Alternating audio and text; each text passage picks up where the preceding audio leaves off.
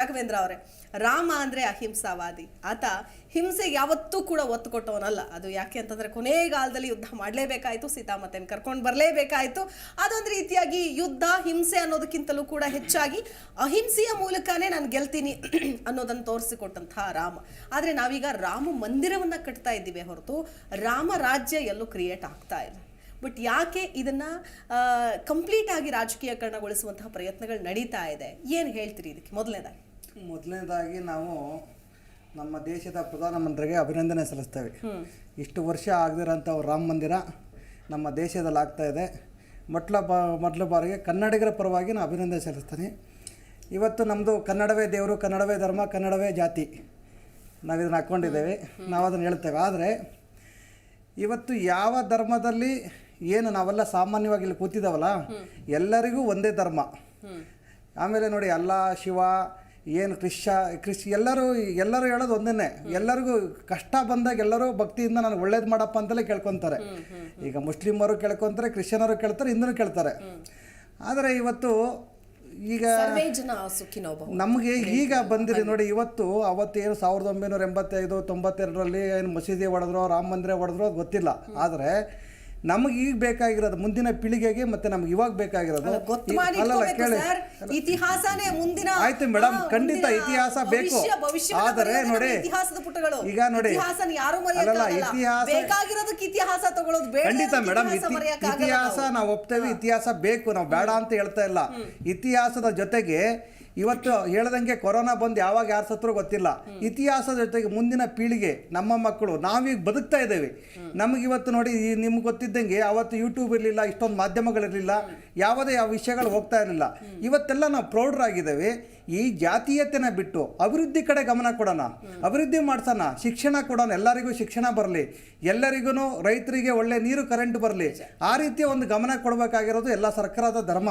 ಇವತ್ತು ಎಲ್ಲೋ ಹೋಗೋದು ಶ್ರೀರಾಮ್ ಅಂತ ರೋಡಲ್ಲಿ ಫೋಟೋ ಇಟ್ಕೊಂಡು ಕೂತ್ಕೊತಾರೆ ನಮ್ಮ BJP ಅವರು. ಅದನ್ನು ಏನೋ ಇವ್ರದ್ದೊಂದು ಕ್ರಿಯೇಟ್ ಮಾಡೋದಕ್ಕೆ, ನಾನು ಶ್ರೀರಾಮ ಮಂದಿರಕ್ಕೆ ಆಗೋದಕ್ಕೆ ದುಡ್ಡು ಕೊಟ್ಟಿಲ್ಲ ಅಂತ ನಮ್ಮ ಸಿದ್ದರಾಮಯ್ಯ ಹೇಳ್ತಾರೆ. ಈ ಒಡೆದಾಳೋದನ್ನ ಬಿಟ್ಬಿಟ್ಟು ಈ ರಾಜಕೀಯ ಪಕ್ಷದವರಿಗೆ ಮಾನ ಮರ್ಯಾದಿದ್ದರೆ ಎಲ್ಲ ಪಕ್ಷದವರಿಗೂ ಆಯ್ತಲ್ಲ, ಒಂದು ಒಳ್ಳೆ ವ್ಯವಸ್ಥೆ ಕ್ರಿಯೇಟ್ ಮಾಡಿ ದೇವಸ್ಥಾನ. ಆಮೇಲೆ ನಮ್ಮ ಹಿಂದೂಗಳಲ್ಲಿ ನಾನು ಹೇಳ್ತಾನೆ, ನಮ್ಮ ಹಿಂದೂಗಳಲ್ಲಿ ದೇವ್ರ ಬಗ್ಗೆ ನಿಮಗೆ ಎಷ್ಟು ಕಾಳಜಿ ಇದೆ. ನಾವೀಗೊಂದು 2.5 ವರ್ಷದ ಹಿಂದೆ ಒಂದು ಹೋರಾಟ ಮಾಡಿದ್ದೀವಿ. ನಾವೇನು ಅಂದರೆ, ಇದೇ RSS ಮುಖಂಡರಿದ್ದಾರೆ, RSS ಮುಖಂಡರು ಏನು ಗಾಂಧಿ ಬಜಾರ್ ಒಂದು ಇದರಲ್ಲಿ ಅವರ ಒಂದು ಸೈಟ್ ಇದೆ, ಕೋಟ್ಯಾಂತರ ರೂಪಾಯಿ ಬೆಲೆ ಬಾಳೋ ಸೈಟ್ಗಳಿಗೆ ನಮ್ಮ ಹಿಂದೂ ದೇವರುಗಳ ಫೋಟೋ ಹಾಕಿದ್ದಾರೆ ಕಾಂಪೌಂಡ್ಗಳಲ್ಲಿ. ಅಂದರೆ ಇವರು ಒಂದು ಕಡೆಗೆ ಹಿಂದೂ ದೇವ್ರನ್ನ ಉಳಿಸೋದು, ಒಂದು ಕಡೆಗೆ ನಮ್ಮ ಹಿಂದೂ ದೇವರುಗಳನ್ನು ವಾಚ್ಮ್ಯಾನ್ ಕೆಲಸ ಮಾಡ್ಕೊತಾರೆ. ಎಲ್ಲಿ ನಾವು ಗಲೀಜು ಮಾಡಬಾರ್ದು, ಎಲ್ಲಿ ಹೇಸಿಗೆ ಮಾಡಬಾರ್ದು ಅಂದಲ್ಲಿ ಹಿಂದೂ ದೇವರುಗಳ ಶ್ರೀರಾಮನ ಫೋಟೋನೂ ಇದೆ, ವೆಂಕಟೇಶ್ವರನ ಫೋಟೋನೂ ಇದೆ, ಶಿವನ ಫೋಟೋನೂ ಇದೆ, ಕಾಳಿ ಫೋಟೋನೂ ಇದೆ.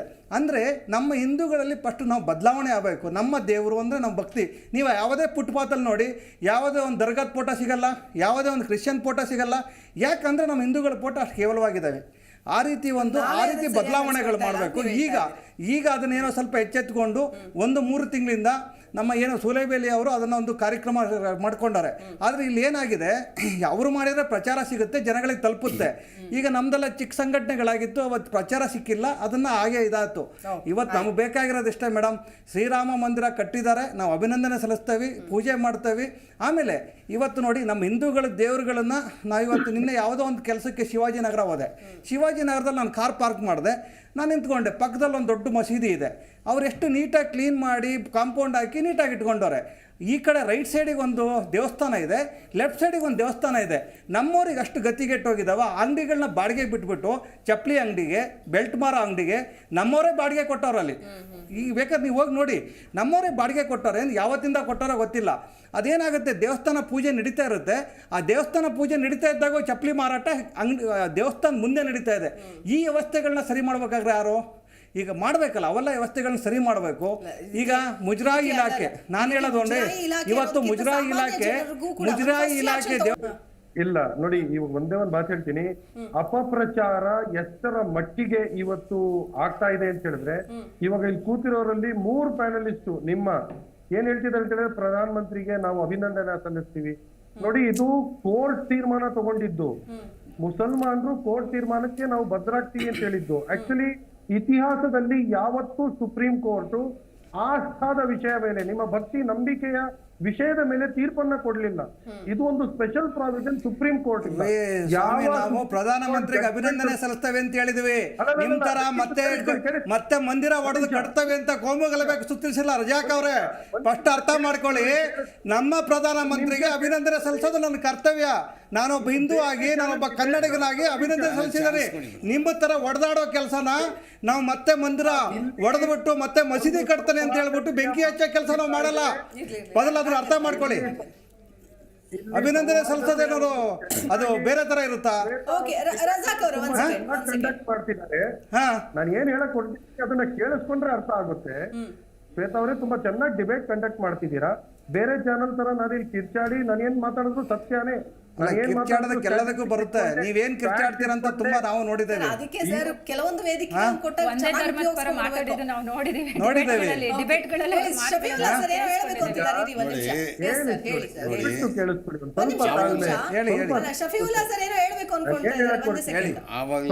ಪ್ರತಿಯೊಂದು ವರ್ಡಿಕ್ಟ್ ಸುಪ್ರೀಂ ಕೋರ್ಟ್ ಏನೇ ತೀರ್ಪು ಕೊಟ್ಟರು ಅದಕ್ಕೆ ಯಾವ ಜಡ್ಜ್ ಕೊಟ್ರು ಅಂತ ಹೇಳೋದನ್ನ ಕೆಳಗಡೆ ಬರ್ದಿರುತ್ತೆ.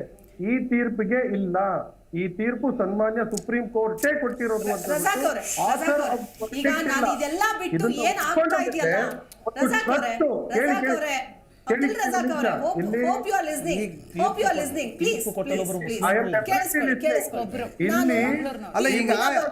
ನಮ್ಗೆ ಹೇಳ್ತಾ ಇರೋದು ತೀರ್ಪಿನ ಬಗ್ಗೆ ಮಾತಾಡೋದು ಅಪಸ್ವರ. ಇವತ್ತು ಮಂದಿರ ಕಟ್ಟಾಗಿದೆ, ನಾವು ಪೂಜೆ ಮಾಡ್ತಾ ಇದ್ದೇವೆ.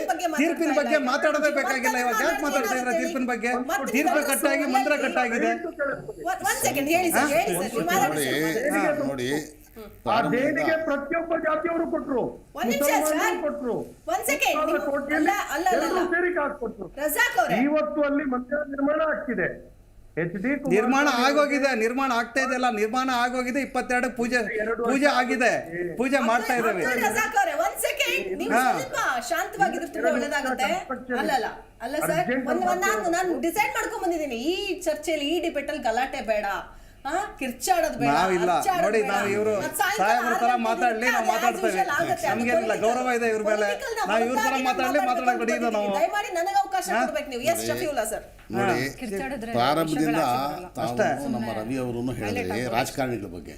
ನಾನು ರಾಜಕಾರಣಿ, 25-30 ವರ್ಷದಿಂದ ರಾಜಕಾರಣದಲ್ಲಿದ್ದೇನೆ. ದೊಡ್ಡ ಹುದ್ದೆಯಲ್ಲಿದ್ದವನು, ಸೀನಿಯರ್ ವೈಸ್ ಪ್ರೆಸಿಡೆಂಟ್ ಸ್ಟೇಟ್ಗೆ ಆಗಿದ್ದವನು, ಬಹಳ ದೊಡ್ಡ ಹಿರಿಯ ಸ್ಟೇಟ್ಸ್ಮ್ಯಾನ್ ನಮ್ಮ ಸನ್ಮಾನ್ಯ HD ದೇವೇಗೌಡರು, ಸನ್ಮಾನ್ಯ HD ಕುಮಾರಸ್ವಾಮಿ ಅವ್ರ ಜೊತೆಲಿದ್ದವನು. ಈಗ ಮೊನ್ನೆ ಅವರು ಹೋಗಿ ಅಲ್ಲಿ ಕೈ ಮಿಲಾಯಿಸೋದಕ್ಕೆ ನಾನು ರಿಸೈನ್ ಕೊಟ್ಟು ಬಂದಿದ್ದೇನೆ. ನಾನು ರಾಜಕಾರಣಿನೇ.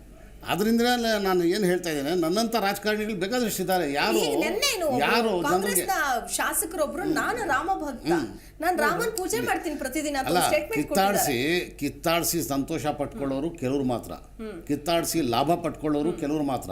ಎಲ್ಲ ರಾಜಕಾರಣಿಗಳಲ್ಲ, ಆಮೇಲೆ ಎಲ್ಲ ರಾಜಕೀಯ ಪಕ್ಷಗಳೂ ಅಲ್ಲ.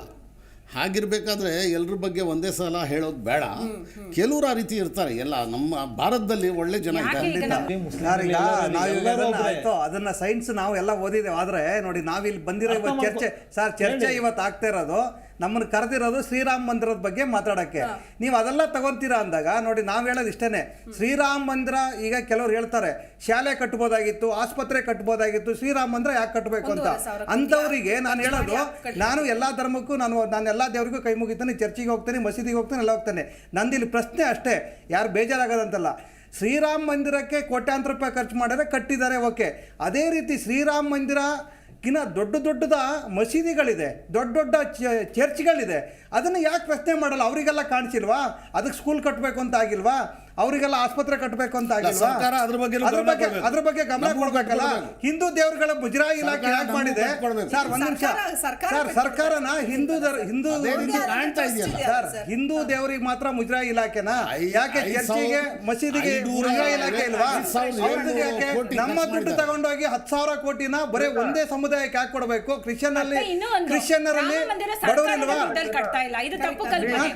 ಎಲ್ಲದನ್ನು ಬಡವರಿದ್ದಾರೆ. ನಮ್ಮ ಪ್ರಶ್ನೆ ಅದು. ನಾವು ಸರ್ಕಾರ ಈ ನೋಡಿ, ನನ್ನ ಫ್ರೆಂಡ್ ಕೇಂದ್ರ ಸರ್ಕಾರ 5,700 ಕೋಟಿ ನಮ್ಮ ನೋಡಿ, ಈಗ ಕೇಂದ್ರ ಸರ್ಕಾರ ಶಗೀರ್ ನಮ್ ಅಂತ. ಟ್ಯಾಕ್ಸ್ ದುಡ್ಡು ಅಲ್ಲಿ ಕೇಳಿ, ಕೇಳಿ. ನೋಡಿದ್ಯಲ್ಲ? ನಮ್ ಟ್ಯಾಕ್ಸ್ ದುಡ್ಡು 5,700 ಕೋಟಿ ಸರ್ಕಾರ ಖರ್ಚು ಮಾಡಿದೆ ಅಲ್ಲಿ. ಎಲ್ಲಿ? ನಾವು ಎಲ್ಲರಿಗೂ ಖರ್ಚು ಮಾಡ್ಲಿ. ಏನ್ ಒಂದೇ ಸಮುದಾಯಕ್ಕೆ ಯಾಕೆ ಖರ್ಚು ಮಾಡ್ತಾ ಇದ್ದಾರೆ? ಎಲ್ರಿಗೂ ಮಾಡ್ಲಿ. ಯಾಕೆ ಎಲ್ರಿಗೂ ಸೇರಿದೆ. ಯಾರು ಕಟ್ ಮಾಡಿದೆ ಸರ್? ಅದು ನಮ್ಮ ಭಾರತಕ್ಕೋಸ್ಕರ ಕಟ್ ನಾವು ಭಾರತೀಯರು ಸ್ವಾಮಿ, ನಾವಿಲ್ಲ ಅಂತ ಹೇಳ್ತಾ ಇಲ್ಲ. ನಮ್ಮ ದೇವಸ್ಥಾನ ಕಟ್ಕೊಳ್ಳೋ ತಪ್ಪ. ನಾನು ಒಬ್ಬನೇ. ನೀವು ಭಾರತೀಯರಲ್ಲ ಅಂತ ಹೇಳ್ತಾ ಇಲ್ಲ. ವರ್ಷಕ್ಕೆ 9 ಲಕ್ಷ ಟ್ಯಾಕ್ಸ್ ಕಟ್ತಾ ಇದ್ದೀನಿ, ಇನ್ಕಮ್ ಟ್ಯಾಕ್ಸ್. ಸುಮಾರು 13 ಲಕ್ಷ GST ಕಟ್ತಾ ಇದ್ದೀನಿ. ನಮ್ ದುಡ್ಡು ದಯವಿಟ್ಟು ಮಾಡಿ, ನೀವು ರಾಮ ಮಂದಿರ ಖರ್ಚು ಮಾಡಿ, ಹಾಗೇನೆ ಮಸೀದಿಗೂ ಚರ್ಚ್ಗೂ ಖರ್ಚು ಮಾಡಿ. ನಾವ್ ಹೇಳೋದು ಇಷ್ಟೇ ಮೇಡಮ್, ನಮ್ಮ ದೇವಸ್ಥಾನ ದುಡ್ಡು ನಮಗೆ ಬಿಟ್ಬಿಡಿ. ಸರ್ಕಾರ ಹೇಳ್ತಾರೆ ಇಲ್ಲಲ್ಲ, ಸರ್ಕಾರ ಕೋಟಿ ಕೋಟಿ ಹಣ ಬರುತ್ತೆ, ಆ ದುಡ್ಡನ್ನು ಬರೀ ದೇವಸ್ಥಾನಕ್ಕೆ ಖರ್ಚು ಇಲ್ಲ, ಇಲ್ಲ, ಇದು ತಪ್ಪು. ಯಾಕಂದ್ರೆ ದೇವಸ್ಥಾನದಿಂದ ಬಂದಿದ್ದ ದುಡ್ಡು ಖಜಾನೆಗೆ ಹೋಗ್ಬಿಟ್ಟು ಬೇರೆ ಕಡೆ ಖರ್ಚು ಮಾಡಲ್ಲ, ಅದು ದೇವಸ್ಥಾನಗಳ ಅಭಿವೃದ್ಧಿಗೆ ಮಾಡೋದು. ಇಲ್ಲ ಟ್ಯಾಕ್ಸ್ ದುಡ್ಡು ಎಷ್ಟೋ ಧರ್ಮಗುರುಗಳಿದ್ದಾರೆ. ಸರ್ಕಾರ ಖರ್ಚು ಮಾಡುವಾಗ, ಟ್ಯಾಕ್ಸ್ ದುಡ್ಡಲ್ಲಿ ಖರ್ಚು ಮಾಡುವಾಗ ಸರ್ಕಾರ ಎಲ್ರಿಗೂ ಸಮವಾಗಿ ಖರ್ಚು ಮಾಡಬೇಕು ಅಂತ ನಾನು ಹೇಳಿಕೆ ಅಷ್ಟೇ. ನಾವು ಅದನ್ನೇ ಕೇಳ್ತಾರೆ. 10,000 ಕೋಟಿ ಕೊಟ್ರಲ್ಲ ಸಿದ್ದರಾಮಯ್ಯ ಅವರು, ಬರೇ ಒಂದೇ ಸಮುದಾಯ ಕೊಡ್ಬೇಡಿ ಸ್ವಾಮಿ. ಈಗ ರೈತರಿಗೆಲ್ಲ ಬಡ ಆಗಿದೆ, ರೈತರು ಕಷ್ಟದಲ್ಲಿದ್ದಾರೆ, ಮಳೆ ಇಲ್ಲ, ಬೆಳೆ ಇಲ್ಲ, ಕೊಡ್ತೇವೆ ಅಂತ ಹೇಳಿದ್ರು ಎಲ್ಲರಿಗೂ ಕೊಡಿ ಅಂತ ನಾವು ಕೇಳ್ತಾ ಇದ್ದೇವೆ. ನಮಗೆ ಯಾವುದೇ ಸಮುದಾಯ ಬೇಡಲ್ಲ, ನಾವು ಅದನ್ನ ನಾವು ಹೇಳ್ತಾರದು ಕೊಡ್ತೇವೆ ಅಂತ ಹೇಳೋದಲ್ಲ. ನಾವು ಅದೇ ಕೇಳ್ತಾ ಇರೋದು, ಬೇರೆ ಏನೂ ಇಲ್ಲ. ಕೊಡ್ಲಿಲ್ಲ ನಮಗೆ, ಯಾವ ಅದೇ ರೀತಿ ಬರ್ಲಿಲ್ಲ, ಬರೀ ಮಾತು ಬಂತು ಅಷ್ಟೇ. ಇಲ್ಲಿವರೆಗೂ ಅದನ್ನೇ ಮಾಡ್ಕೊ ಬಂದಿರೋದು, ಅದನ್ನ ಇವಾಗ ಅವ್ರು ಎಚ್ಚೆತ್ಕೊಳ್ಳಿ ಅಂತ ಹೇಳ್ತಾ ಇರೋದು. ಇದೆಲ್ಲ ನೀವು ನೋಡಿ, ನಿಮ್ ತಲೆ, ನಿಮ್ಮ ಮನಸ್ಥಿತಿ ಕೆಟ್ಟೋಗಿದೆ. ಯಾರು 10,000 ಕೋಟಿ ಕೊಡ್ಲಿಲ್ಲ. ಅವರೇ ಹೇಳಿದ್ದಪ್ಪ, ಮಾಧ್ಯಮಗಳೆಲ್ಲ ತೋರಿಸಿದ್ದು, ನಮ್ಗೇನ್ ಗೊತ್ತಿಲ್ಲ. ಅವರೇ ಹೇಳಿದ್ದು ಹಿನ್ನೆಲೆಯಲ್ಲಿ ಮೌನವಾಗಿದ್ದಾರೆ ಅಷ್ಟೇ. ಕೊಡ್ಬೇಕು ಅಂತನಾ? ಅಲ್ಲ, ಎಲ್ಲ ಸಮುದಾಯದಲ್ಲಿ ಹೇಳಿ ಸರ್, ಅದು ಖುಷಿ ಆಗುತ್ತೆ. ಅಲ್ಲ, ಎಲ್ಲ ಸಮುದಾಯದಲ್ಲಿ ನೀವಲ್ಲ ಸರ್, ನೀವು ಹೇಳ್ತೀರಾ. ಯಾವುದೇ ತೆರಿಗೆ ಹಣ, ಯಾವುದೇ ಟ್ಯಾಕ್ಸ್ ದುಡ್ಡು ಎಲ್ಲರಿಗೂ ಸೇರಿದ್ದು ಎಲ್ರಿಗೂ ಸಮವಾಗಿ ಹಂಚಬೇಕು. ಒಂದೇ ಸಮುದಾಯ ಕೊಡುವಂತದ್ದಿಲ್ಲ. ದೇವಾಲಯಗಳನ್ನ ಮುಜರಾಯಿ ವ್ಯಾಪ್ತಿಗೆ ತೆಗೆದುಕೊಂಡು ಬರೋಕೆ ಮುಜರಾಯಿ ದುಡ್ಡು ಕೇಳಿ ಮೀರವ್ರೆ, ನಾನು ಮುಸ್ಲಿಂ ಮುಖಂಡನಾಗಿ ಹೇಳ್ತೇನೆ, ಮುಜರಾಯಿಗೆ ಮಾತ್ರ ಖರ್ಚು ಮಾಡಬೇಕು, ಬೇರೆಯವ್ರಿಗೆ ಖರ್ಚು ಮಾಡಬಾರ್ದು. ಅದು ಗೌರ್ಮೆಂಟ್ ಟ್ರೆಜರಿಗೆ ಬರಲ್ಲ, ಅದು ಆಯ್ತು. ರಜಾಕ್ ಅವ್ರು ನೀವೇ ಹೇಳಿ, ಅಂತಿಮವಾಗಿ ಈಗ ರಾಮ ಮಂದಿರ ನಿರ್ಮಾಣ ಆಗ್ತಾ ಇದೆ. ಹಿಂದೂಗಳ ಬಹುದಿನಗಳ ಒಂದು ಕನಸು ಅಂತ ಹೇಳ್ಬೋದು, ಆಸೆ ಅಂತ ಹೇಳ್ಬೋದು. ಅದಕ್ಕೆ ಸಾಕಷ್ಟು ಹೋರಾಟಗಳಾಗಿದೆ, ಏನೇನೋ ದೊಂಬಿಗಳಾಗಿದೆ, ಗಲಭೆಗಳಾಗಿದೆ, ಪ್ರಾಣಗಳು ಹೋಗಿದೆ. ಈಗ ಅಂತೂ ಇಂತೂ ಒಂದು ಮಂದಿರ ನಿರ್ಮಾಣ ಆಗ್ತಾ ಇದೆ. ಮಂದಿರ ನಿರ್ಮಾಣಕ್ಕೆ ನಿಮ್ಮ ಅಭಿಪ್ರಾಯ ಏನು? ಅಂತಿಮವಾಗಿ ಏನು ಹೇಳ್ತೀರಿ?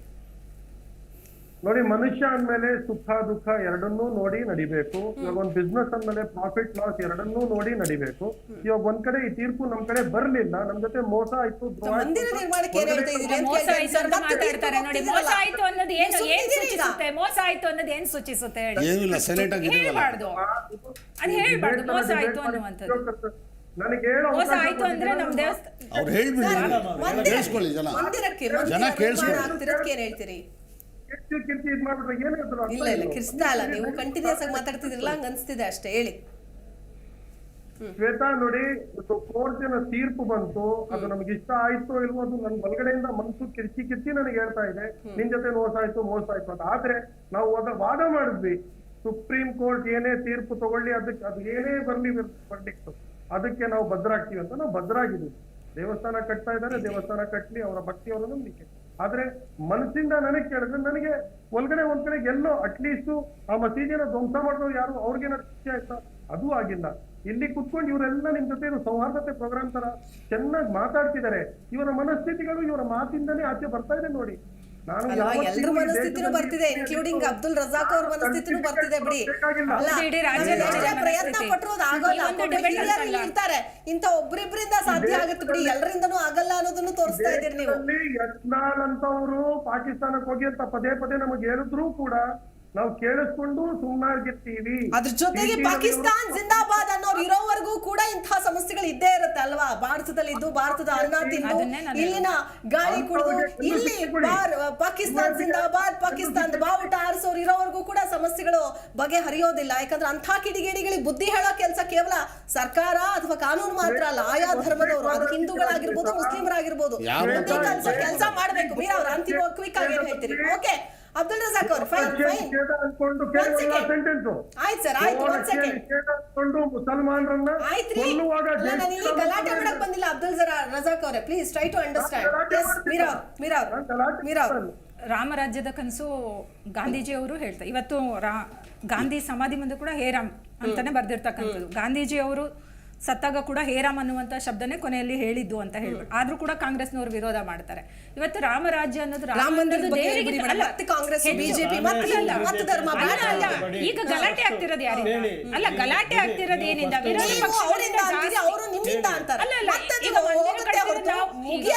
ರಾಮ ಮಂದಿರ ನಿರ್ಮಾಣ ಆಗ್ತಿದೆ, ನಿಮ್ಮ ಆಸೆ ಕನಸೇನು? ಏನ್ ಹೇಳ್ತೀರಿ? ಏನಾಗಬೇಕು? ಭವ್ಯವಾದ ರಾಮ ಮಂದಿರ ಕಟ್ತಾ ಇದ್ದಾರೆ, ಸಂತೋಷ, ಎಲ್ರಿಗೂ ಖುಷಿ ಇದೆ. ಸೊ ಖುಷಿಯಾಗಿ ಇರೋಣ, ಖುಷಿಯಾಗಿ ಇರಿ. ಅದಕ್ಕೆ ಯಾಕೆ ಅಸಮಾಧಾನವನ್ನು ವ್ಯಕ್ತಪಡಿಸೋದು? ಬರ್ತೀನಿ ಸರ್. ಇಲ್ಲ, ನಾವು ಕೊನೆದಾಗಿ ಹೇಳ್ಬಿಟ್ಟು ಆಯ್ತು 7 ನಿಮಿಷ ಐತೆ ನಾನು ಸಮಪಾಲು ಸರ್. ಈಗ ನೋಡಿ, ನಮ್ಮಲ್ಲೂ ನೋಡಿ, ಶಗೀರ್ ಅಂತ ಹೇಳ್ಬಿಟ್ಟು, ಜಾಕೀರ್ ಅಂತ ಹೇಳ್ಬಿಟ್ಟು ಎಲ್ಲರೂ ಒಂದೊಂದು ಮೆಸೇಜ್ ಕಳಿಸ್ತಾವ್ರೆ. ಒಳ್ಳೆ ಸಂಸ್ಕೃತಗಳು ಗೊತ್ತಿದೆ. ಮುಸ್ಲಿಂ ಎಲ್ಲರೂ ಅವರಿಗೂ ಬೈಬಲ್ ಇದರಿಂದ ಹೆಂಗೆ ಅವರು ಕುರಾನ್ ಓದ್ತಾರೆ ಆ ಥರ ಭಗವದ್ಗೀತೆ ಓದೋರು ಇದ್ದಾರೆ. ನಮ್ಮಲ್ಲಿ ಇನ್ನೂ ಮುಂದಾದರೂ ಕಟ್ಟಿದ್ರೆ ಮಂದಿರ ನಾವು ಪೂಜೆ ಮಾಡ್ತೀವಿ. ಇನ್ನಾರು ಅನ್ಯೂನ್ಯತೆಯಿಂದ ಎಲ್ಲರೂ ಬದುಕೋ ಥರ ಮಾಡಲಿ. ಎಲ್ಲ ಜನಗಳಿಗೆ, ಪ್ರಜೆಗಳಿಗೆ ಒಂದು ನೀರಿನ ವ್ಯವಸ್ಥೆ, ಶಿಕ್ಷಣ ವ್ಯವಸ್ಥೆ, ಆಸ್ಪತ್ರೆ ವ್ಯವಸ್ಥೆ ಈ ಸರ್ಕಾರಗಳು ಮಾಡಲಿ ಅಂತ ಕೈ ಮುಗಿದು ಬೇಡ್ಕೊಂತಾವೆ ಅಷ್ಟೇ. ನೋಡಿ, ನಮ್ಮ ಪೂರ್ತಿ ಭಾರತದ 25 ಕೋಟಿ ಮುಸಲ್ಮಾನರು ನಮ್ಮ ನ್ಯಾಯಾಲಯದ ಒಂದು ತೀರ್ಪನ್ನು ಒಪ್ಪದಿದ್ರೂ ಆ ಸಂದರ್ಭದಲ್ಲಿ ಎಲ್ಲರೂ ಸುಮ್ಮನೆ ಇರಬೇಕು ಅಂತ ನಮ್ಮ ಎಲ್ಲ ಸಂಘಟನೆಗಳು ಹೇಳಿರೋದ್ರಿಂದ ಸೈಲೆಂಟ್ ಆಗಿದ್ರು, ದೇಶಕ್ಕಾಗಿ, ದೇಶದ ಶಾಂತಿಗಾಗಿ. ಈಗಲೂ ಹಾಗೆ ತಿಳ್ಕೊಂಡು ಶಾಂತವಾಗಿದ್ದುಬಿಟ್ಟು ಯಾವ ರೀತಿ ನಡ್ಕೊಂಡು ಹೋಗ್ತಾ ಇದೆಯೋ ಅದ್ರ ಬಗ್ಗೆ ನಾವು ಕೋಆಪರೇಟ್ ಮಾಡ್ಕೊಂಡು ಸುಮ್ಮನೆ ಇರಬೇಕು. ರಾಮ ಮಂದಿರದ ಬಗ್ಗೆ ಏನಾದ್ರು ಹೇಳ್ತೀರಾ ಸರ್? ಇಲ್ಲ ನೋಡಿ, ರಾಮ ಮಂದಿರ ಅಂದರೆ ನಾನು ಎಲ್ಲಿ ಹುಟ್ಟಿ ಬೆಳೆದ್ನೋ, ನಾನು ಒಕ್ಕಲಿಗರ ಬೀದಿಯಲ್ಲಿ ಹುಟ್ಟಿ ಬೆಳೆದವನು, ಹಿಂದ್ಗಡೆ ಬೀದಿನ ರಾಮ ಮಂದಿರ ಬೀದಿ. ದಿನ ಹೋಗಿ ರಾಮ ಮಂದಿರದಲ್ಲಿ ನೋಡ್ತಾ ಇದ್ವಿ, ಜನ ಪೂಜೆ ಮಾಡ್ತಾ ಇದ್ವಿ. ನಮ್ಗೆ ಯಾವತ್ತೂ ಏನೂ ತೊಂದರೆ ಆಗಿಲ್ಲ. ರಾಮ ಮಂದಿರ ಅಂದರೆ ಜನ ತಮ್ಮ ಆಸ್ತಿಗಾಗಿ ಕಟ್ಕೊಂಡ್ರೆ ಒಳ್ಳೆಯದು, ಆದರೆ ನಮ್ಮ ಮಸೀದಿ ಕೆಡವಿ ಕಟ್ಟಿರೋದು ನಮಗೆ ನೋವಾಗೇ ಆಗುತ್ತೆ ಅಷ್ಟೇ. ರಾಮ ಮಂದಿರ ಎಷ್ಟಿದೆ, ಸಾವಿರಾರಿದೆ, ಯಾವುದು ನೋವಿಲ್ಲ. ನಮ್ಮ ಮಸೀದಿ ಕೆಡವಿ ಕಟ್ಟಿದ್ರೆ ನೋವಾಗುವಂಥದ್ದೇ. ಆಮೇಲೆ ಮಂದಿರ ಕೆಡವಿ ಯಾವನಾದ್ರು ಕಟ್ಟಿದ್ರೆ ಆ ಕಳ್ಳನ ಮಗ ಧೂರ್ತನಿಗೆ ನಾವೆಲ್ಲ ಉಗಿಬೇಕು, ಯಾವುದೇ ಮಂದಿರ. Thank you so much. ಎಲ್ರಿಗೂ ಕೂಡ ಧನ್ಯವಾದಗಳು. ಅಬ್ದುಲ್ ರಜಾಕ್ ಅವ್ರು, ನಿಮಗೂ ಕೂಡ ಥ್ಯಾಂಕ್ ಯು ಸೋ ಮಚ್ ಕಾರ್ಯಕ್ರಮಕ್ಕೆ ಬಂದಿದ್ದಕ್ಕಾಗಿ. ಎಸ್ ವೀಕ್ಷಕರು, ನೋಡ್ತಾ ಇದ್ದೀವಿ ಇಂದಿನಿಂದಲೂ ಕೂಡ ಸಮಬಾಳು ಇದ್ದೇ ಇದೆ, ಸಮಪಾಲು ಇದ್ದೇ ಇದೆ, ಸಹಬಾಳ್ವೆ ಇದ್ದೇ ಇದೆ. ಬಟ್ ಅದನ್ನು ಮುಂದುವರಿಸ್ಕೋದಕ್ಕಿಂತ ಹೆಚ್ಚಾಗಿ ನಮ್ಮಲ್ಲೇ ಈಗ ಎಲ್ಲರೂ ವಿದ್ಯಾವಂತರಿರ್ತಾರೆ ಆಯಿತಾ. ಅದು ಕೆಲಸದ ಸಂದರ್ಭ ಆಗಿರ್ಬೋದು, ಮತ್ತೊಂದಾಗಿರ್ಬೋದು, ವ್ಯಾಪಾರ ಮಾಡುವಾಗ ಅಲ್ಲೂ ಹೋಗಿ ನಾವು ನಿಮ್ದು ಯಾವ ಧರ್ಮ, ಯಾವ ಜಾತಿ ಅಂತ ಹೋಗಿ ಕೇಳಿ ಮಾಡೋದಿಲ್ಲ. ಆದರೆ ರಾಜಕೀಯಗಳು ಅಂತ ಬಂದಾಗ ಕೆಲವರು ಧರ್ಮದ ಆಧಾರದ ಮೇಲೇ, ಜಾತಿಯ ಆಧಾರದ ಮೇಲೇ ಒಡಿಬೇಕು, ಒಡೆದಾಗ ಮಾತ್ರ ನಮಗೆ ಓಟ್ ಬರುತ್ತೆ ಅನ್ನೋ ಟ್ಯಾಕ್ಟಿಕ್ಸ್ ತುಂಬ ಚೆನ್ನಾಗಿ ಅರ್ಥ ಮಾಡ್ಕೊಂಡಿದ್ದಾರೆ. ಅದಕ್ಕೆ ನೀವು ಬಲಿಯಾಗೋದು ಬೇಡ. ನಾವು ಅಭಿವೃದ್ಧಿಯನ್ನ ನೋಡೋಣ, ಅಥವಾ ನಮ್ಮ ಒಂದು ಏಳಿಗೆಗೆ ಏನು ಬೇಕೋ ಅದನ್ನ ಅವರಿಂದ ಬಯಸೋಣ ಅಂತ ಹೇಳ್ತಾ ಈ ಚರ್ಚೆ ಮುಗಿಸ್ತಾ ಇದ್ದೀನಿ. ನಮಸ್ಕಾರ. ನೋಡ್ತಾ ಇರಿ ಜೀ ಕನ್ನಡ ನ್ಯೂಸ್, ಸತ್ಯವೇ ಸುದ್ದಿಯ ಜೀವಾಳ.